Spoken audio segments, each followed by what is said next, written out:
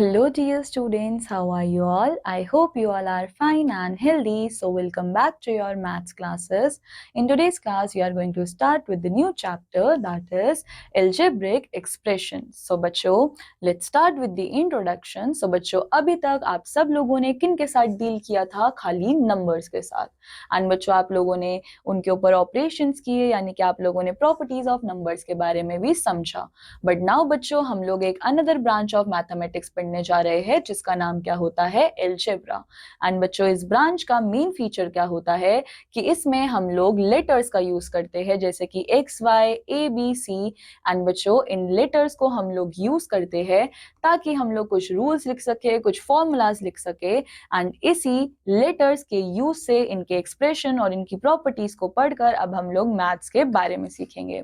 सो बच्चों, first we have use of letters as symbols for numbers. So बच्चों, हमारे पास यहाँ पे कुछ पेंसिल्स है एक बॉक्स के अंदर. सो इफ हमारे पास 9 पेंसिल्स जो है वो ले ली जाए 16 पेंसिल्स में से, सो अब हम लोग क्या करेंगे बच्चों? वी डू नॉट नो कि टोटल हमारे पास कितनी पेंसिल्स थी एक बॉक्स में according to the statement. So unknown number of pencil में से हम लोगों ने 9 पेंसिल्स को ले लिया एंड 16 पेंसिल्स जो है वो वहीं पे रह गई. सो अब हम लोग ज्योमेट्रिकल फिगर जैसे कि ओ या फिर ट्राइंगल इसका यूज करेंगे ताकि हम डिनोट करें एक अननोन नंबर को. सो हम लोग लिख सकते हैं o minus 9 is equals to 16. Then हम लिख सकते हैं triangle minus 9 is equals to 16.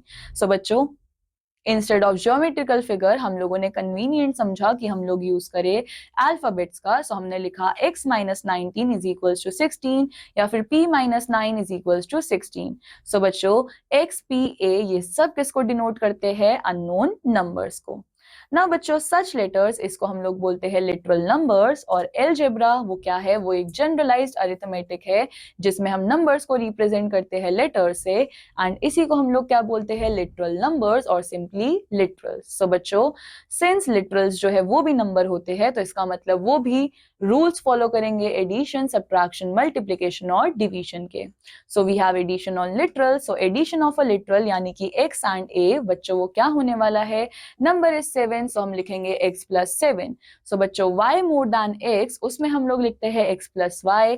And बच्चों, for any liberal a plus a b c we have a plus b is equals to b plus a plus 0 is equals to a. And बच्चों, अगर हम यहाँ पे associative property लगाए तो वो भी फॉलो होगी. Then we have subtraction on literals and number.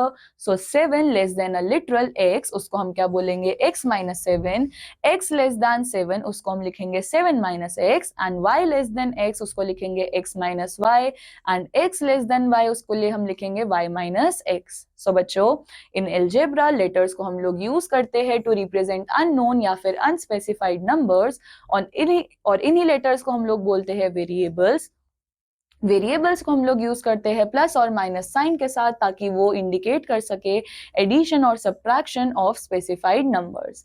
Then we have multiplication on literal. So बच्चों, 7 टाइम्स x का मतलब क्या होता है? 7 इंटू एक्स उसको हम लिखेंगे 7x. Product of x and y वो क्या होगा? x into y. एंड बच्चों, for any literal a b c हम लोग लिख सकते हैं a into b is equals to b into a into 0 is equals to 0, a into 1 is equals to a. And बच्चों, इस तरह से ये सारी प्रॉपर्टीज को फॉलो करेंगे. Then we have division on literals. So बच्चों, x is divided by 5 उसको हम लिखते हैं x by 5. 5 is divided by x, so 5 by x. x is divided by 5, x is divided by y is equals to x by y. y is divided by x, so it will be y by x. Then we have powers of a literal. So बच्चों, x into x क्या होगा? x square जिसको हम बोलते हैं x square. Then 3 times x को जब हम मल्टीप्लाई करेंगे तो वो होगा x cube. 4 times हम जब x को मल्टीप्लाई करेंगे तो वो होगा x raised to the power 4. 5 times x को मल्टीप्लाई करेंगे so x raised to the power 5. Instead of writing x के ऊपर 1 हम लोग सिंपल लिखते हैं x. एंड बच्चों, x टू द पावर 5 इसमें x जो है वो बेस है एंड 5 जो है वो एक्सपोनेंट है. Now we have example 1. So write the following using numbers, literals and sign of basic operations. So बच्चों, 9 more than x का मतलब क्या होगा? x plus 9. Then we have less than 25। सो बच्चों a को हम लोग क्या करेंगे 25 से माइनस करेंगे, so 25 minus a। Then we have example 2, right the following exponential form. So हम लोगों ने x को 7 टाइम्स मल्टीप्लाई किया है, so it will be x to the power 7। Then हम लोगों ने यहाँ पे 3 के बाद x को 2 टाइम्स मल्टीप्लाई किया है और y को 4 टाइम्स मल्टीप्लाई किया है, तो 3x square and y to the power 4। Then हमारे पास है right down each of the following in product form. So बच्चों इस तरह से आप लोग यहाँ पे इनको प्रोडक्ट्स फॉर्म में लिखोगे। Then we have find the total cost of these fruits. So cost of 1 apple वो है x, cost of 2 banana y है एंड 3 ऑरेंज z है। सो बच्चों हम लोग करेंगे 1 into x, 2 into y and 3 into z। So it will be x plus 2y plus 3z। Then we have example 5। So हमको total cost लिखनी है इन words की। सो बच्चों हमारे पास टोटल कॉस्ट होगी capital M plus capital N। Then we have write the following statement using numbers, literals and science of basic operations. So 9 times a number is x, so 9 times a number x is y more than a z number। so बच्चों 9x क्या होगा z plus y के equivalent। Now on the basis of solved examples आपके पास exercise 7.1 है जो कि आप सब लोगों को practice करनी है। Then we have number sequence। so बच्चों each number in a sequence उसको हम लोग क्या बोलते हैं term, और हम लोगों ने देखा है कि the end term उसको हम लोग बोलते हैं general term, जो कि हमको help करती है किसी भी sequence को लिखने के लिए। so consider कर लेते हैं हम इस sequence को, यहाँ पे ये first term है and ये fifth term है। Now बच्चों अगर हम इसको extend करते जाएंगे so ये आ जाएगा nth term पे, और above sequence में हम लोग देख सकते हैं कि ये succeed हो रहे हैं +5 से। so इसका मतलब हम फर्स्ट टर्म में क्या करेंगे 1 इंटू 5, उसके अंदर हम ऐड करेंगे 1 को। Then we have second term, so 2 into 5 plus 1 11, 3 into 5 plus 1 16 and so on. Now बच्चों do you observe that numbers in the sequence उसको हम ऑब्टेन कर सकते हैं by multiplying the term number by 5 and उसके अंदर हम लोग ऐड कर रहे हैं 1 को। सो nth टर्म के लिए हम लिखेंगे 5n प्लस 1। 10 बच्चों अगर हमारे पास 125th टर्म है सो हम 5 को मल्टीप्लाई करेंगे 125 से, उसके अंदर ऐड करेंगे 1 and it will B 626। Now on the basis of solved examples आपके पास एक्सरसाइज 7.2 है जो कि आप सब लोगों को प्रैक्टिस करनी है। Then we have algebraic expression। so बच्चों in algebra हम लोग we come across two types of symbol। हम usually दो symbols का use करते हैं constants and variables। so बच्चों एक ऐसा symbol जिसकी numerical value fixed होती है उसको बोलते हैं constant, whereas एक ऐसा symbol जिसकी value vary करती है उसको हम लोग बोलते हैं variable। For example diameter of a circle बच्चों उसको हम d से रिप्रेजेंट करते हैं और रेडियस को r से। तो उसका फॉर्मूला क्या होता है d is equals to twice of r। बच्चों यहाँ पे 2 जो है वो एक फिक्स नंबर है, सो इसलिए वो कांस्टेंट है, वेयरएज यहाँ पे जो r है वो डिपेंड करेगा साइज ऑफ सर्कल पे, सो इसका मतलब वो क्या होगा variable.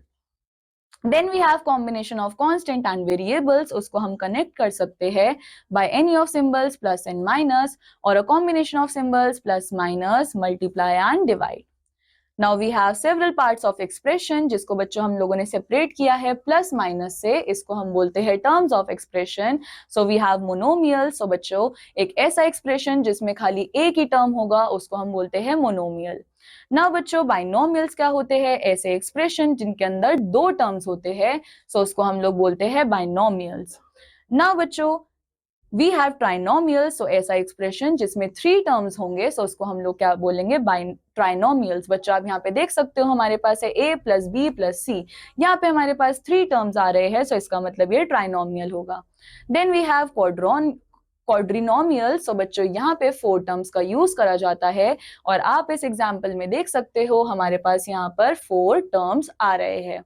Then we have polynomial. So ऐसे एक्सप्रेशन जिसके अंदर 2 या मोर देन 2 टर्म्स होते हैं उसको हम बोलते हैं पॉलिनोमियल। सो बच्चों हमको यहाँ पे आइडेंटिफाई करना है मोनोमियल्स, बाइनोमियल्स और ट्राइनोमियल्स को based on the following expression. So हमारे पास -9 है, सो बच्चों हम लोग यहाँ पर लिख सकते हैं ACF। So let's see A, C and F। बच्चों ये सारे आते हैं 1 टर्म के अंदर, सो ये होंगे मोनोमियल। देन बच्चों हमारे पास B के अंदर क्या है 2 terms, so it will be binomial. Then D के अंदर है 3 terms, so it will be trinomial, and E contains 4 terms, so it will be quadrinomial. Now we have factors. So बच्चों, when two or more numbers and literals are multiplied, so each one of them, उसको हम लोग क्या बोलते हैं? Factor of the product. Note, a constant factor उसको हम लोग बोलते हैं numerical factor, while बच्चों literal one उसको हम लोग बोलते हैं literal factor. फॉर एग्जाम्पल हमारे पास है 6a²b, सो यहाँ पे 6 जो है वो न्यूमेरिकल फैक्टर है, whereas a² and b जो है वो लिटरल फैक्टर्स है.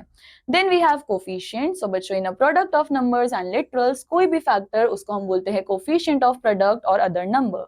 सो we have example in 5xy, coefficient जो है वो y है और 5x, एंड बच्चों कोफिशिएंट ऑफ x क्या है? 5y. नाउ हम लोग यहाँ पे लिखेंगे कोफिशिएंट्स a in 9ab³. सो बच्चों यहाँ पे कोफिशिएंट ऑफ a क्या होने वाला है? इन 9ab³ वो होगा 9b³. देन बच्चों कोफिशिएंट ऑफ y यहाँ पे क्या होने वाला है? 8x³.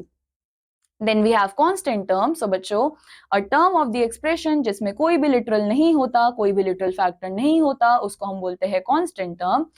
देन बच्चों, जैसे कि यहाँ पे 8x + 7 में कांस्टेंट टर्म जो है वो 7 है. Then we have like terms and unlike terms. So terms जिनमें same literal factors होते हैं वो होते हैं like terms, and ऐसे terms जिनमें same literal factors नहीं होते वो होते हैं unlike terms. Then we have finding the value of an algebra. So बच्चों यहाँ पे हमारे पास example 1 है. यहाँ पे a की value 2 है, b की -1 है और c की 3 है. So अब आप लोग क्या करोगे? a की जगह पुट करोगे 2, b की जगह -1 and c की जगह 3.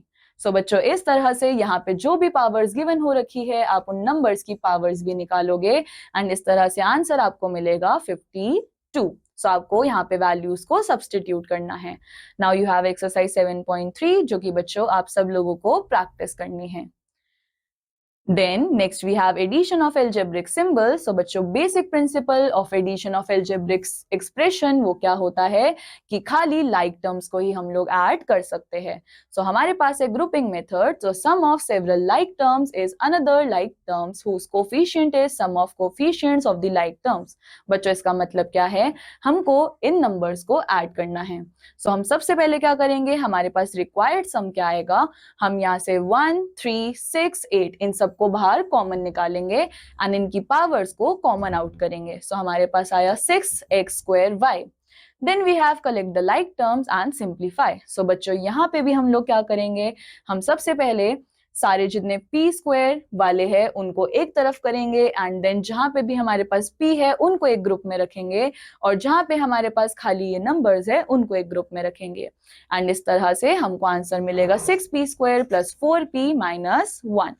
देन बच्चों, नेक्स्ट हमारे पास है column method and in this method each expression उसको हम लोग लिखते हैं सेपरेट रो में सच दैट बच्चों उनको हम अरेंज कर सके एक दूसरे के नीचे एक कॉलम के अंदर. देन हम लोग परफॉर्म करते हैं एडिशन और subtraction of the term wise and column wise. Now we have example 3. So हमारे पास यहाँ पे ये फॉलोइंग एक्सप्रेशन है. सो यहाँ पे इस तरह से हम इनको ऐड करेंगे कॉलम मेथड के अकॉर्डिंग. हम लिखेंगे एक्सप्रेशंस को सो दैट लाइक टर्म्स जो कि कॉलम के अंदर है वो नीचे आए. सो नाउ बच्चों, अब हम यहाँ पे इनको ऐड करेंगे column wise as shown below और ऐड करेंगे कॉलम्स को. सो बच्चों, इस तरह से हमने सबसे पहले सारे एक्सप्रेशंस को कॉलम्स में ऐड किया और अब हम सारे p² को एक तरफ लिखेंगे, q को एक तरफ लिखेंगे और r को एक तरफ लिखेंगे. Then we have subtracting of algebraic expression. So बच्चों, अब हम लोग यहाँ पे क्या करेंगे? हम लोग अगेन कॉलम्स बनाएंगे एंड इसी कॉलम्स में हम लोग इन सारे नंबर्स को अरेंज करेंगे. सो x² का कॉलम बच्चों एक तरफ आएगा, then xy, then y² and then हमारे पास कांस्टेंट. देन बच्चों हम लोग यहाँ पे क्या करते हैं? हम चेंज करते हैं sine of each term and then हम उसको ऐड करते हैं. सो बच्चों, सब्ट्रैक्शन में सबसे इंपॉर्टेंट चीज क्या होती है कि हम चेंज करते हैं sine of each term of the expression जो कि सब्ट्रैक्ट होने वाला होता है, देन हम उसको ऐड करते हैं एक्सप्रेशन में जिससे हम लोग सब्ट्रैक्शन चाह रहे होते हैं. नाउ इसी तरीके से बच्चों आप लोगों के पास यहाँ पे एग्जाम्पल 2 भी है. सो आपको from sum of this and this आपको सब्ट्रैक्ट करना है इसको. सो बच्चों आप लोग क्या करोगे? आपके पास यहाँ पे पहले एक सम है, सो आप लोग पहले इसको सब्ट्रैक्ट करोगे, देन बच्चों इसके अंदर से आप लोग इस वाले को सब्ट्रैक्ट करोगे. सो इस तरह से आपके पास यहाँ पे आंसर आएगा x4 + 7x³ - 4x² + 8x + 7। Now बच्चों, on the basis of solved examples आपके पास एक्सरसाइज 7.4 है जो कि आप सब लोगों को प्रैक्टिस करनी है। सो बच्चों, this completes our chapter. I hope आप सब लोगों को ये चैप्टर समझ आया होगा। I will meet you in the next chapter. Till then take care, bye bye.